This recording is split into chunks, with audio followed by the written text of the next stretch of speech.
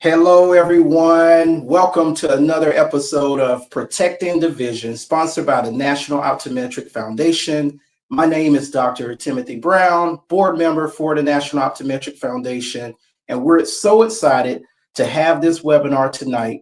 We're going to have a great speaker, going to share a lot of great information where it comes to the importance of an eye exam, a little bit about the NOA, the National Optometric Association, history, our wonderful founders, the things that we can look forward to here in 2025 when it comes to the NOA convention, and a little insights about convention, what to expect, who can come, things of that sort there. So grab your favorite drink, get you some popcorn, tune in to our speaker. We're going to have on our guest speaker that I'm going to introduce a little later.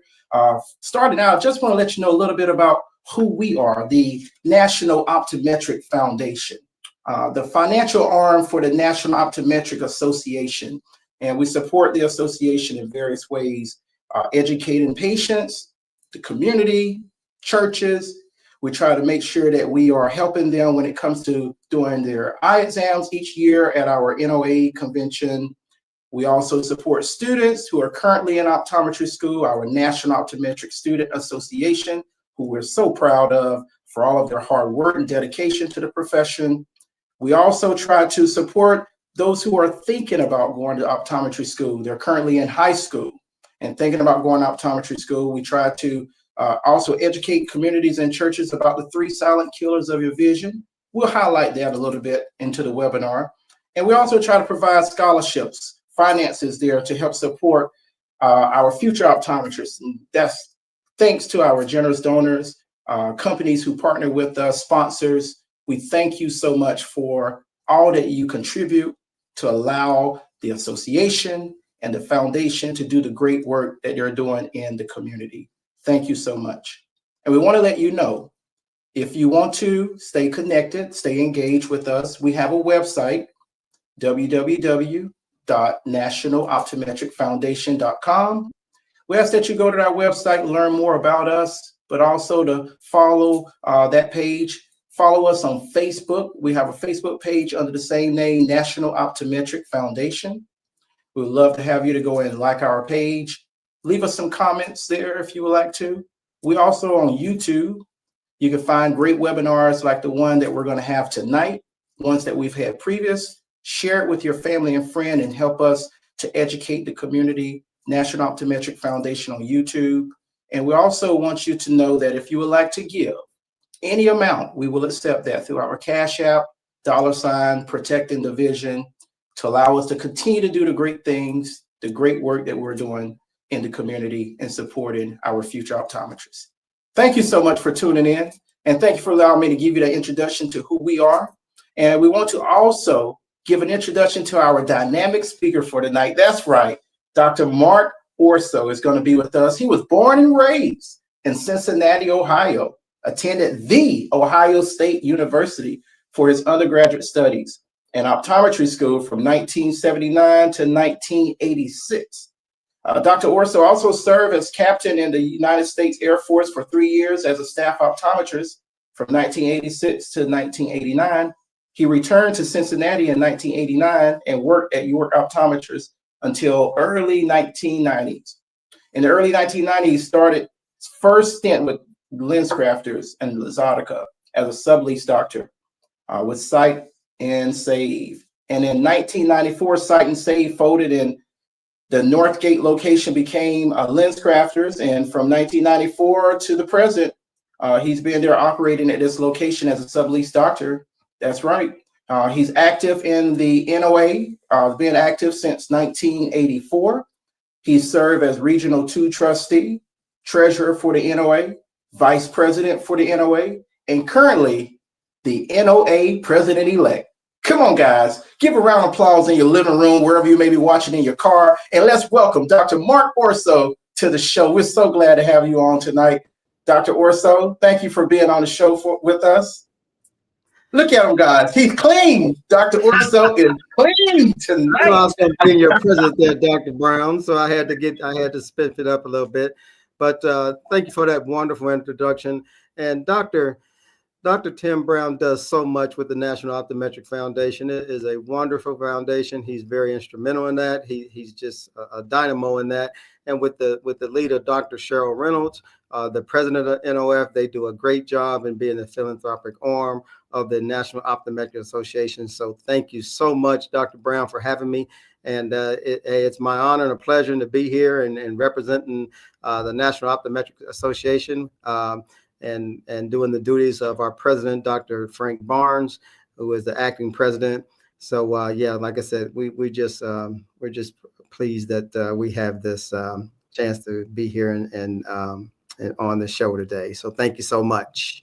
Absolutely. You know what they say, teamwork makes the dream work. You know, the foundation and the association has been working hand in hand for many years, and together we are making an impact, you know. So we also appreciate all that you all continue to do as a part of the association, all the work that you've done and you're going to continue to do as well. And I know later on in the webinar, you'll talk about the National Optometric Association and all the great things that they have been advocating for, and they will continue to advocate for, and sharing a little bit of history with our listening audience as well there. So once again, thank you for being on the show. It is February. It's Black History Month. So happy Black History Month to you and to all of those who are listening.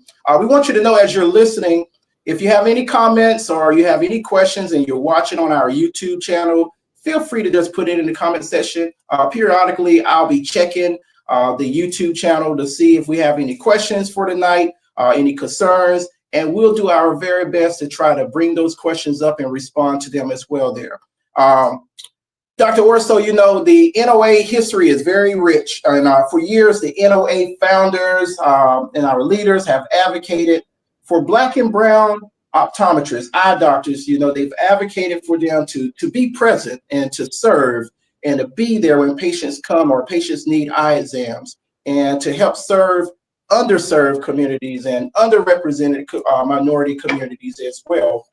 And our NOA family has been doing a great job continuing that, you know, continuing to advocate for those purposes, and also encouraging people to make sure that they're educating people about the 3 silent killers of our vision, which we'll talk about later in the webinar, and also the importance of people having an eye exam. And I know that's something that we want to touch upon tonight, about the importance of having an eye exam, so that we want to continue to educate people on that. So as our guest speaker tonight, I would like for you to share why is it important for those who are listening to know the importance of having an eye exam, maybe who should have an eye exam, and how often they should have an eye exam.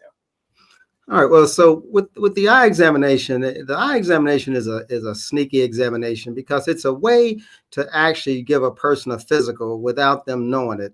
Because when we look into the eye, which is an extension of the brain, we can see vessels, blood vessels, nerves. We can see just tissue from the body, and we can tell, you know, things like high blood pressure, diabetes, MS, just all kind of different diseases that a person may have that they may not know they have, just from a general eye exam, by either dilating, or even better still, taking a fundus photography or a retinal picture of the eye. So like I said, I think it's important that probably starting about the age of 5 or 6, that a person receives just a general baseline eye examination. And if they find no problems at all, then maybe every 3 or 4 years after that to get an eye examination. After about the teen years, we'd say about every year to 2 years, just coming in and making sure that the eyes are working properly, and that the teenager does not need glasses or any type of disease of the eye. And that's the other thing I want to talk about, is that when a person comes in for an eye exam, 90% of our eye exam is actually health check, and not a refraction or checking for a prescription. So like I said, it's a sneaky way of actually coming in and actually, giving a person the physical. So after about age 20, 21 up in there, I actually recommend yearly, and to come in for an eye exam, just to make sure that the healthy eye is okay. if we find something, then every 6 months they may have to come in to be checked. But yeah, up until, in my opinion, from age 21 until, you're an old person like myself, you want to get an eye exam. No, you're far from old. Oh, oh no, I am, but that's okay. But yeah, we just every year to come in and just make sure things are okay. The one thing I like to touch upon is like, I had a friend, he kept getting iritis and kept getting, that's an infection of the color part of the eye. He kept getting iritis, and I kept treating. And finally I said, hey, let's get you checked out for something different. And yes, he had a systemic problem underlying that. So like I said, it's just a way of maintaining your entire health by just getting an eye examination. So yeah, we're pretty strong in the NOA and wanting a person to get an eye exam. And we'll talk about the 3 silent killers as we move on, but that's definitely part of our mission in advancing the visual health of minority populations, is to get that yearly eye examination. And so I agree with you. And I want to touch upon something that you said. It's like being able to give someone a physical, while they're there for their eye exam, because there's so much that your optometrist can see and detect through an examination. And there's so much that happens over 365 days, to those of you who are listening, that you just need to go in and have that check, have that check. Many of you're on insurance that covers the visit anyway. So why not use your insurance? If you don't use it, you lose it. And one of the things that I keep telling people is that you don't need a delay. Don't delay, do it today. So if you're listening, you have not scheduled your eye exam for 2025, we want you to call your optometrist in the morning, because they're probably closed right now if you're on the East Coast. You call your optometrist, get on that schedule for 2025 and get checked. You'll listen to this webinar as we go a little bit further, and you'll know there are reasons you should get checked, because not everything will bring pain. You may not have the symptoms of some things that could be going on. And then if you just don't have anything going on, just get checked to have that report from your doctor that everything is looking good. See you next year. Healthy checkup. Okay, folks. So it's important to get an eye exam. You just heard from Dr. Orso explaining to you all the different things that an optometrist can detect while they're doing the eye exam as well. It's not so much checking you for glasses, using this phoropter, as you see over my shoulder. We're checking the health of your eyes as well. So go see your optometrist and get your eye exam. Here, at Insight Family Eye Care, we are in Augusta, Georgia. We see children. We see a lot of children. We saw a lot of children today here. My wife is good with children, so she's seeing them. She could walk in the room to a crying baby and the baby just starts smiling, so a lot of optometrists who don't see children under the age of 12, they'll send them here for her to see them as well there. So I agree with you fully about young and old getting an eye exam and doing it as soon as possible. So good. We got that going through. And just to add to that, Dr. Brown, there's no such thing as too early. If you suspect an infant, a newborn, to have a problem, we have pediatric optometrists and ophthalmologists. They don't have to be 5 or 6 years of age if you think something's going on.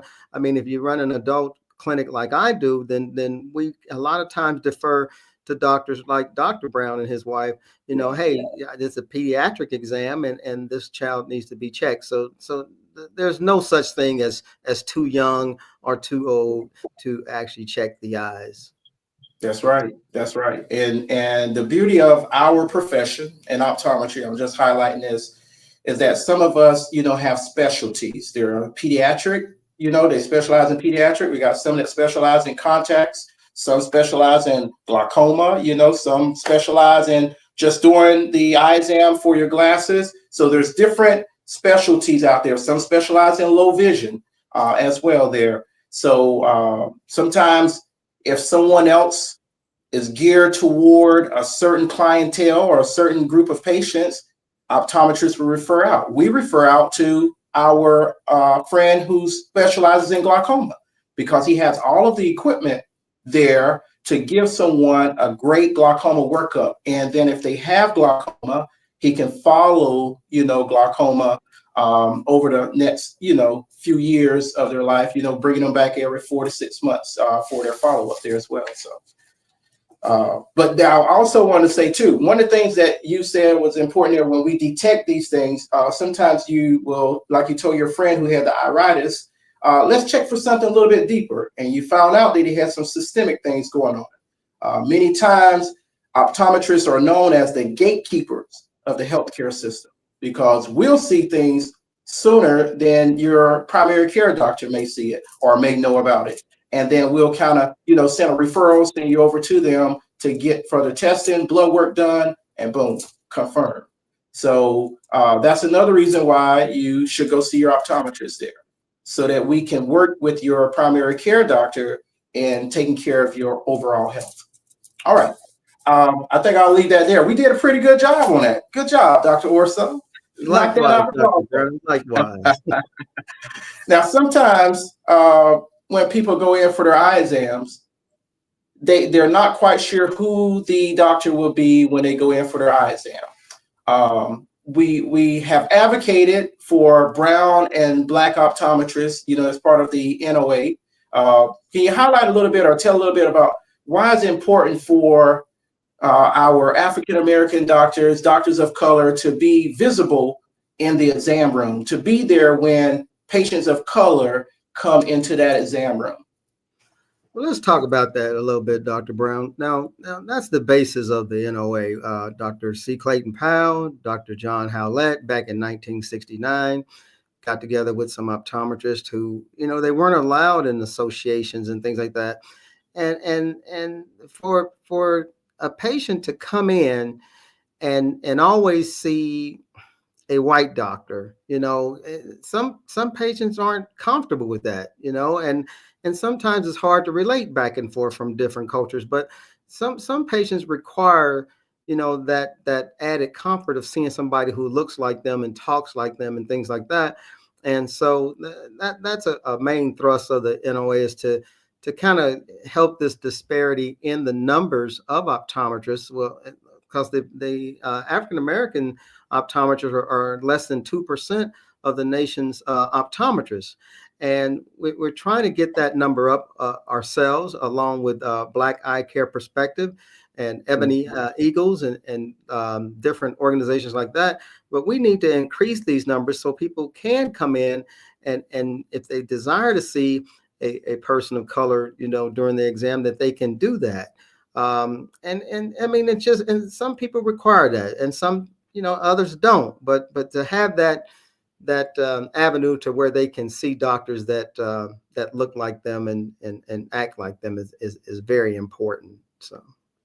Yes, sir. And we always encourage, especially for our elderly patients, if you're not comfortable, when you go to your appointments, or if sometimes you go to your appointments and you forget, you're like, I know I had a question, but then you get to the appointment, something about going to that appointment, you forget that question. Write that question down, bring somebody with you who's going to ask that question for you, someone who's going to be there with you. It could be another advocate for you as well, and be relaxed so that those questions can get asked. Because when you come to the examination, we want it to be a back and forth conversation between the patient and the doctor. We want you to ask questions. We want you to be knowledgeable when you leave the exam as well there. So we want to encourage you, those of you who are listening, to make sure that if you are not comfortable asking those questions, you can bring those questions in with you, or bring a family member with you to that exam. Do you agree, Dr. Orso? I do. And I think that patients open up more when they can relate to you, or you bring yourself down to whatever level they are, up to their level, or whatever it is. They're going to tell you more about what's going on, and so that you may gain more insight into their eyesight or their health. I think that the more comfortable they are, the more likely they're going to open up to you. So I believe that's very important. Yes. Great. And speaking of eye exams, we have the month of February. It's dedicated to educating people about macular degeneration, educating our patients about low vision. Sometimes you have your examination, an optometrist may detect that you have macular degeneration or low vision. I don't know if you've worked with a lot of patients, Dr. Orso, at your practice there about who's had macular degeneration, or maybe you had to refer out to a low vision specialist.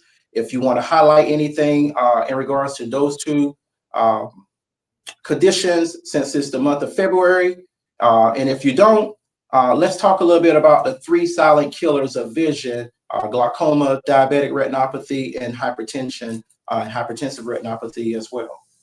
Well, let's talk about the macular degeneration first. I mean, in my setting, we see a lot of healthy folks, a lot of health people have great vision, but we do see a small number of people who have macular degeneration, and it's a tough conversation for somebody who has advanced macular degeneration, which is kind of simply put, a wrinkling of the most sensitive part of the eye, the macula. But these people you have to handle with kid gloves and be more compassionate and take more time with them and let them know that there are different agencies and low vision clinics and things like that that can help them out. But yeah, that's a difficult one. In the 38 years that I've been an optometrist, I've seen advances in macular degeneration, and that's what makes it very important to catch it early on these folks, because they do have medicines now that they can put into the eye that pretty much halt and can reverse macular degeneration. So now it's not a blind sentence like it used to be.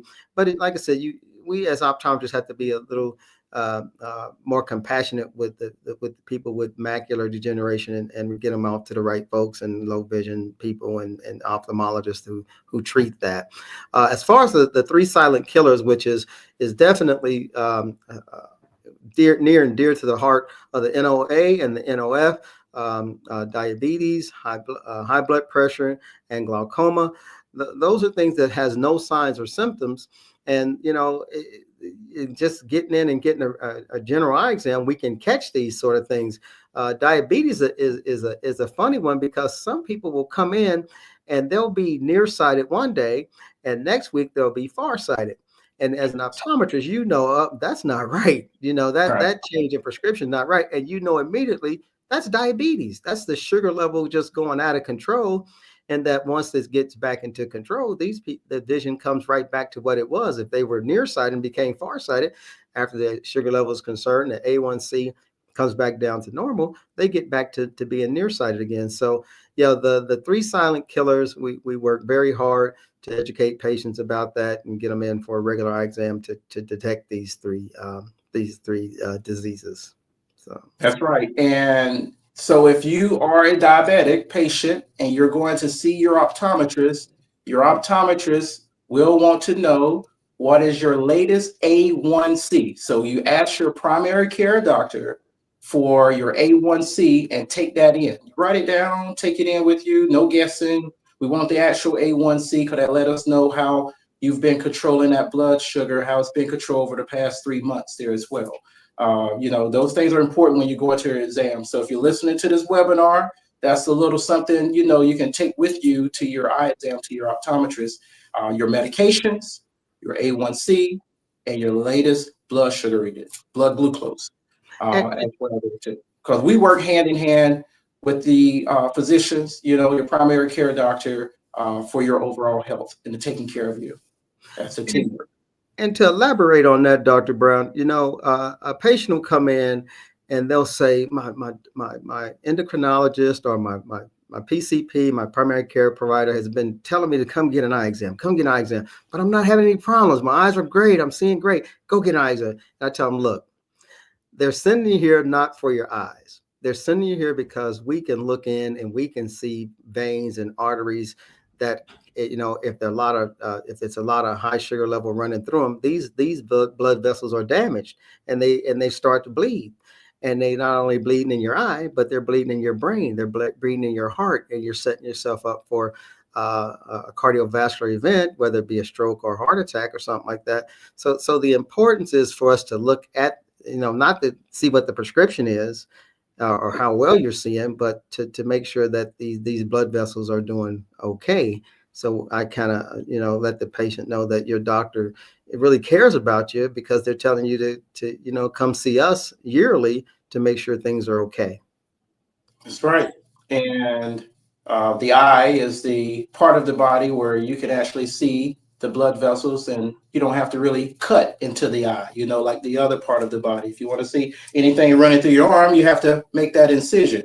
But with the eye, we have instruments that allow us to be able to look at the blood vessels, look at if they are looking wavy, indicating that something is disturbing the bloodline there. So your optometrist is your friend. As he mentioned, we are compassionate people. We slow it down a little bit to make sure that we're giving you the best care possible. And that's why many times you'll get referred to see your optometrist, so that we can slow it down, make sure that we're giving you that dilated eye exam, or give you that fundus photo that he mentioned, where you take a picture of the back of your eye to check the health as well. All of those different things are tools used for your overall comprehensive eye care. Yes. So speaking of eye exams and eye care, I get excited when I get the opportunity to be able to help, even as a student, do eye exams at our annual NOA conventions. We have that serve where you go. NOA has serve where you go, and they do free eye exams in various communities in different states. I mean, we've been all over. Philadelphia, we were there, Florida. We're going to a great state this year as well, and I know you're going to tell us all about it. So I'm not going to steal the thunder. I'm not going to do it. I'm not going to do it. I'm going to leave that all to you, Dr. Orso, and you bring it strong, because that's your state.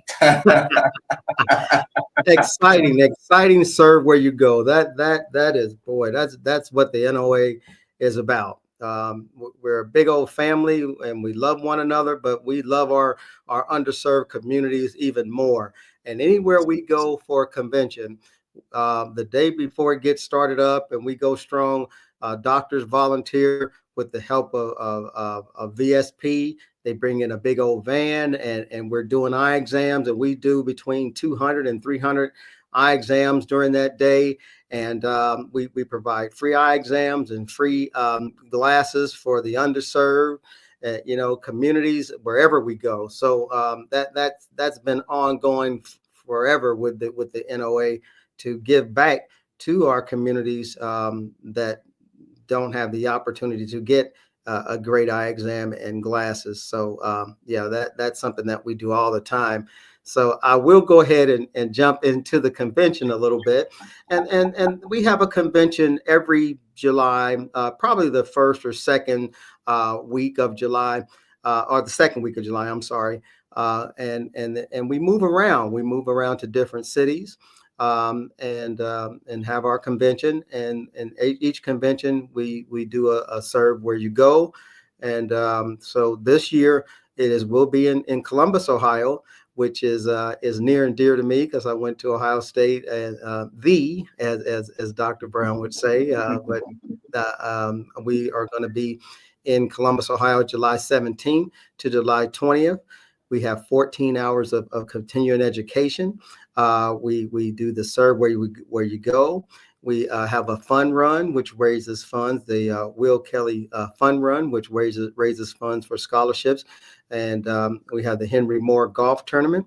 And as everyone who knows me knows, I'm a big golfer. I'm not a good golfer, but I like to golf. So, and we'll have our golf tournament the day before, which would be the July 16th, and we'll be at the Scarlet course at Ohio State, which is one of the prestigious courses in Ohio, and we'll get to play that course as we raise scholarships funds for students. So we're excited. The convention has never been held in Columbus, Ohio, and there's reasons behind that. The Ohio State, unfortunately, was not a place that African American students could go to become optometrists. It had a legacy or history. I'm sorry, not a legacy, but a history of not accepting Black students. And so from 1938, when it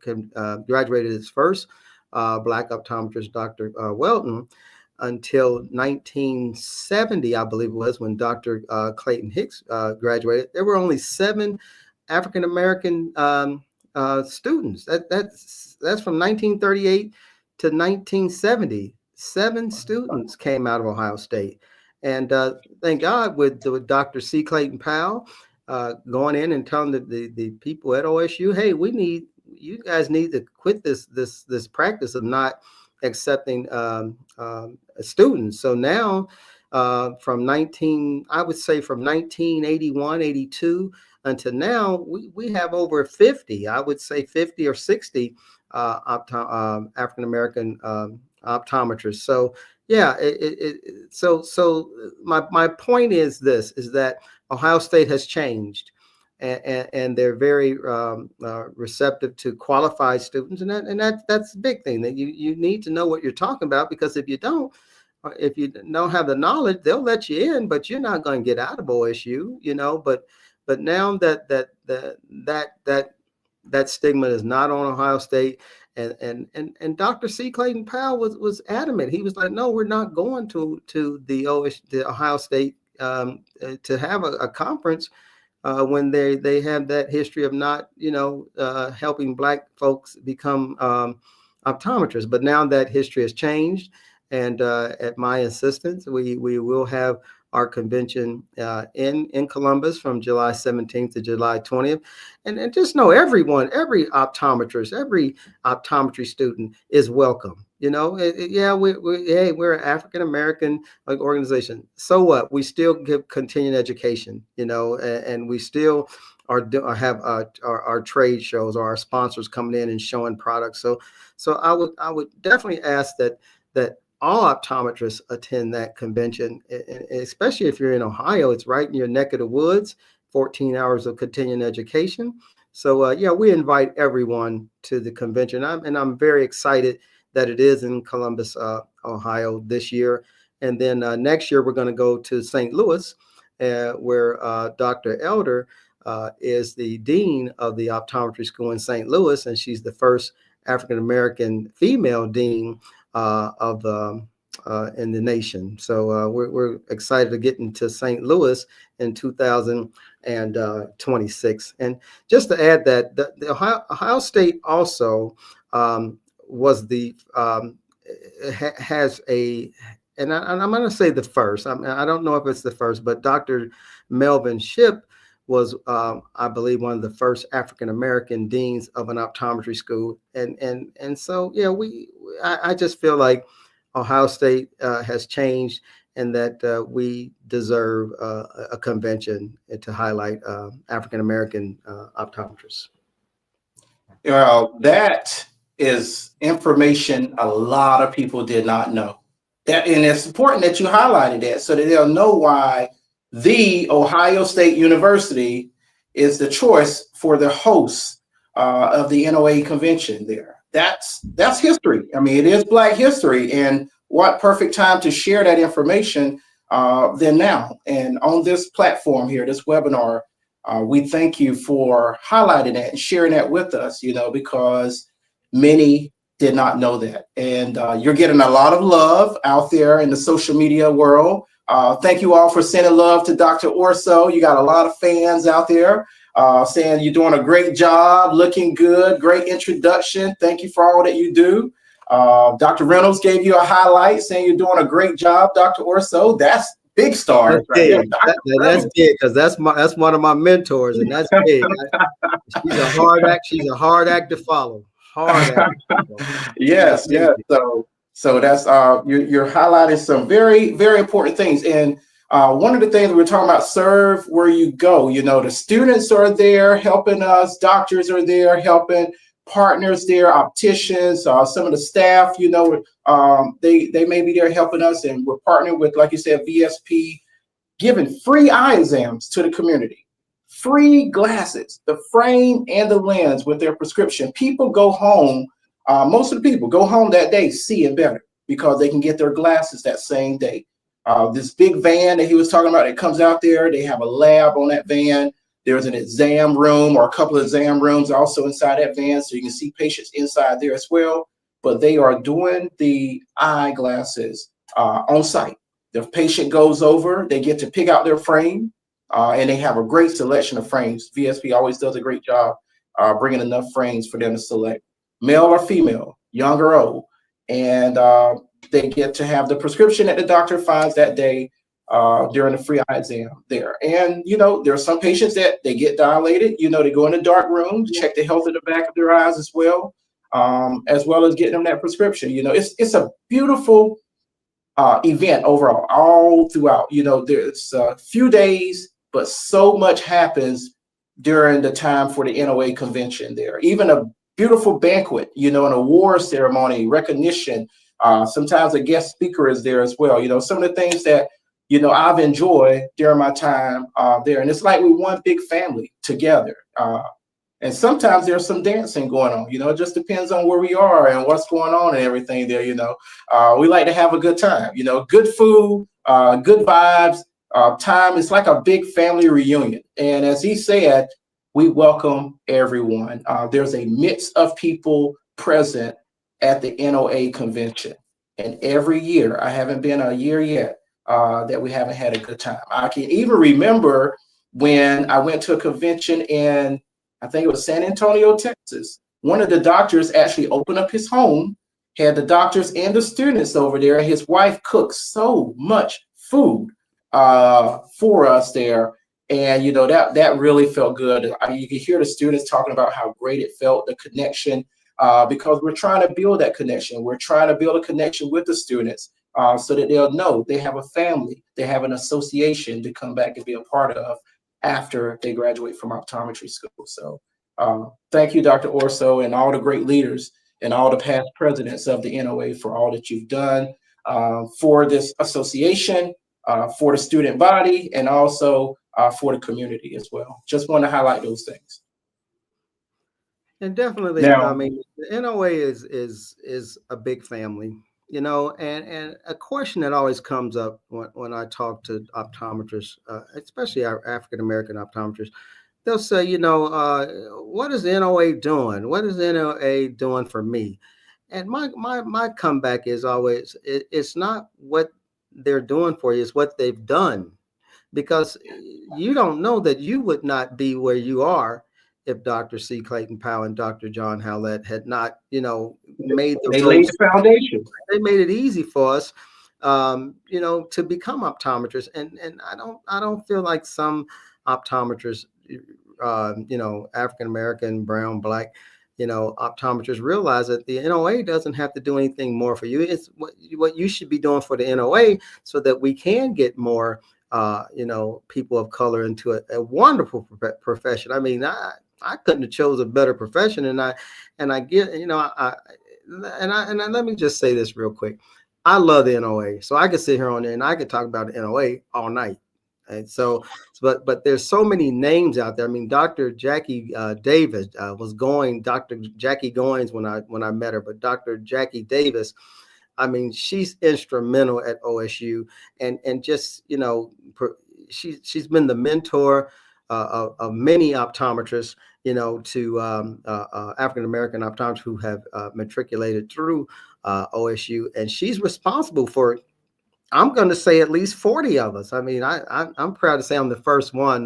Dr. O'Toole may actually say something different, but I was her first and favorite mentee. So, but she's just, I mean, just names out there. That Dr. Paula Boone, I mean, she's instrumental in the HBCU program. She goes and she recruits HBCU students and get them into optometry schools. And these are dynamic students who are very intelligent students who get through optometry school with no problem. I think we got, and the numbers just dance around in my head, but I think we have at least, 4 or 5, or it may be 6 graduates who will become optometrists this year, who came from our initial HBCU programs, and with Dr. Marlene Bell with VSP, who's helps us recruit students. So, like I said, I can stay on this webinar forever, talking about all the positive things that the NOA has done and that the NOF has supported us, financially getting through, achieving our mission. So yeah, I just love the NOA. So beautiful. Or for over 50 years since founded, 1969, the founders, the leaders of the NOA have continued to advocate and push to get in, the foundation laid for all people to be optometrists. And, I want to thank them, and I want to thank, God, for the opportunity to, to meet founder C. Clayton Powell and spend time with him, talking with him at the convention, taking pictures with him. And I remember we were on the West Coast and we celebrated his 90th birthday, had a big cake out there, and he said some words to me that I'll never forget, and I'm just thankful for those times, as being at the NOA convention. So there's so much that happens. We can't tell you it all. We can't highlight it, every single thing that happens at the NOA convention, but we can tell you that it will be an enjoyable time. It would be a time for you to learn. It's also be a time for you to fellowship, a time for you to build relationships, a lot of great contacts by just being at the convention as well there. So you all are welcome. You've been welcomed by our president-elect from The Ohio State University. So we want to see your face in the place coming up here July the 17th, right? July the 17th through the 21st. Yes, the golf tournament is July the 16th, and then we do our Serve Where You Go July the 17th. And just as a member doctor and membership in the National Optometry Association, I believe it's $350 right now. I think we're upping it to $500 a year. But as a member, there's so many benefits. But what it also gives you a chance to is that you can be one of those doctors who help us with Serve Where You Go, and you can help underserved populations get a pair of glasses. You can do some eye examinations, some screenings, and things like that. So we invite all optometrists, and like I said, I could talk about NOA, and I could talk about The Ohio State University all night, because Ohio State is the only optometry school in the country that their dean actually has their faculty members as NOA members, and they pay their dues, and it's the only optometry school in the country who does that. And other optometry student colleges and universities, they pay for for AOA. They pay for their membership, but they don't pay for our membership, and our membership is a lot less than that. So we challenge these universities to step up and just support the NOA. So I know, and we're going to dedicate the rest of the show talking about our founders and highlighting them and talking about the history of the NOA and the legacy of the NOA that you may want to share. Just want to grab a comment in there from Dr. Joseph McCray. He just highlighting that Dr. Ship was the first AA dean of an optometry school. I think that's what you had highlighted also when you were going over that. Yeah, so I just wanted to pick up that comment there. It's so many things and facts in the NOA that come in my head and go away. But Dr. Ship, also a mentor of mine and a wonderful golfer. When in his day, he would kick butt. You didn't want to mess with Dr. Ship when it came to playing golf. But yeah, he being the first African American dean in the country, and that was at the Ohio State University that he served there. So as you continue there, I just want you to highlight a little bit about our founders and the legacy of the NOA there as we're nearing the end of our webinar. But it's important history, and it is Black History Month, so I want us to just put that out there on this webinar for our listening audience. And I do have a passage that I also want to read later on there about the NOA. So our founders, C. Clayton Powell and John Howlett, back in 1969, they had a conference a gathering of Black optometrists in Atlanta, Georgia.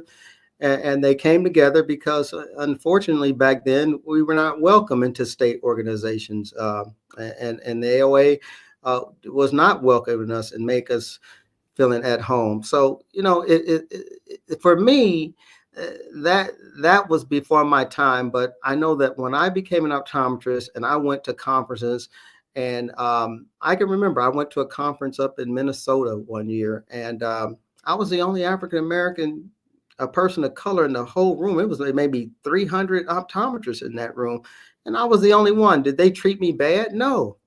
But were they welcome me with open arms? No. I mean, nobody talked to me. No, I didn't know nobody there, and that's a lonely feeling to go into a conference, and and they don't mean it. They don't mean to shun you or anything like that, but they don't know you. So when you go to the NOA convention, hey, it's family. Hey, hey, I haven't seen you, and you feel good, and that I think that's part of the NOA, giving back and saying that you have a family you can come to, and where you feel comfortable at the convention. But and so going back to the founders, I've met and known all the founders. I mean, I'm old enough to have met all of them. Will Kelly, Dr. Henry Moore, Dr. Comer, Dr. C. Clayton Powell, Dr. Howlett, Dr. Ingraham, just so many presidents and past presidents of Dr. Clayton Hicks. These are people who founded the organization and laid the foundation for us to become optometrists. And so, I've spent time with them, and I know how passionate they were about the NOA, and that it continues.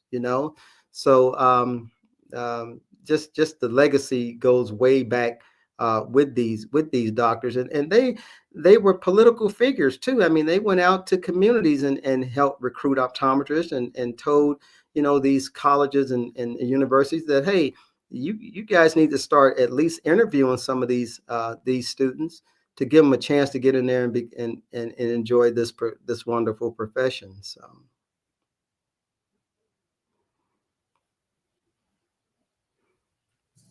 That's the beautiful, beautiful history that we have here as part of the NOA, and all of those contributions and advocating and giving money, giving back to the community is what makes the NOA history so rich. So one of the passages that we put out there, I want to read. It says, in July of 2019, we celebrated 50 years of the National Optometric Association, and the impact of the NOA has been extraordinary. Through service projects, we've provided free eye care to thousands.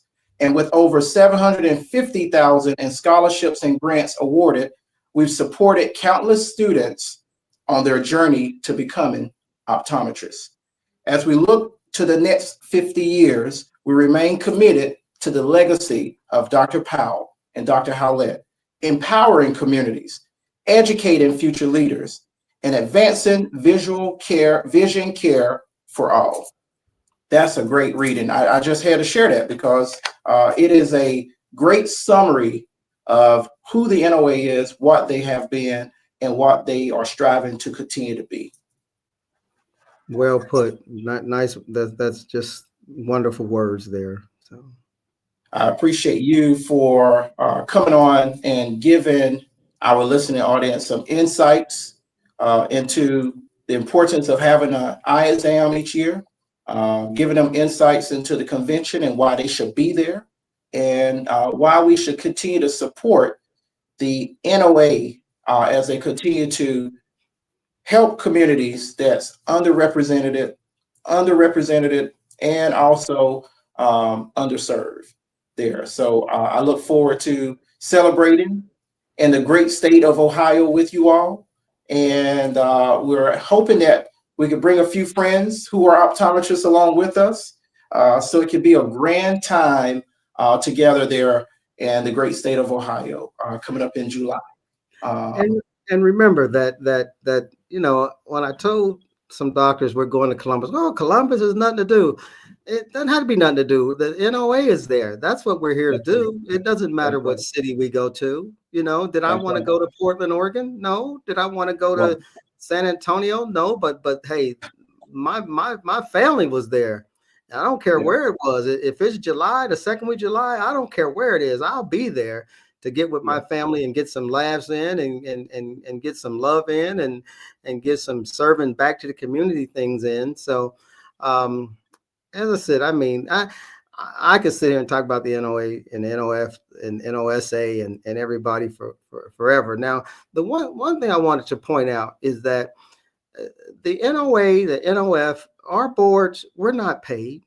We don't make any money from what we're doing. I think we just love the mission, and I just want the audience to know tonight that that what we do as a board, we're not compensated for. But what gives us pleasure is that we are given scholarships. We give over $300,000 a year to students, travel grants and scholarships, and that we do need operating funds, and our operating funds come from membership, and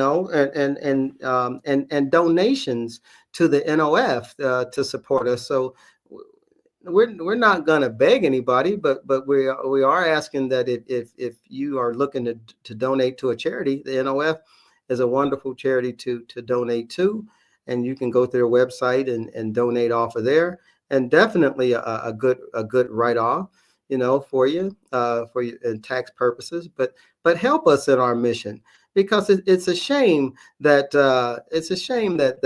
only 2% of optometrists are African American. That's just a travesty there. And no, we're never going to ask. The NOA has never demanded DEI. We are going to do what we need to do, whether the DEI is in effect or not. We're going to achieve what we need to achieve as a family, and DEI, can make it easier, but it's not. We're going to achieve our goal of getting more minority optometrists and serving our communities, and just making sure that there are more optometrists that there to serve the population. So Nothing can stop us. We're going all the way up. all the way up, all the way up. I know a little of that. Even being almost 64, I know some of that. I got sons and daughters, and I can't escape that stuff. Do I like it? I don't know, but I can't escape. Yes, sir. Again, we thank you to your fan club. Yes, they are out there. So just highlighted a few. Let me get a few seconds here. Krista Jones said, "Go ahead, Uncle Mark." All right. Very proud of you. Joseph McCrae, great job, Dr. Orso. See you in Columbus, Ohio. And some more love here. Showing to you. Proud of you, Dad. This is from Joe McGuffey. Say, this is good information to know and important history to learn. So just want to highlight that out there. And Cheryl Jones said exactly. Great information. Love this. Just want to highlight that the people have been watching. They've been cheering you on. They've been getting some information out of this webinar. So thank you so much. Someone said excellent attitude to expand the profession. So thank you all for being a part of this webinar. I told you we were going to have a dynamic speaker with us tonight, and he shared some wonderful information. So Dr. Orso, once again, thank you for being on the webinar. If someone want to come see you for an eye exam, or if they maybe want to follow you, if you got something going on, a special project, please share that information as you have your final words here on the webinar. We're closing out, but I'm greatly thankful for your time and your dedication to the profession, to the association, and also for being our guest speaker on the webinar. This webinar will go down in history.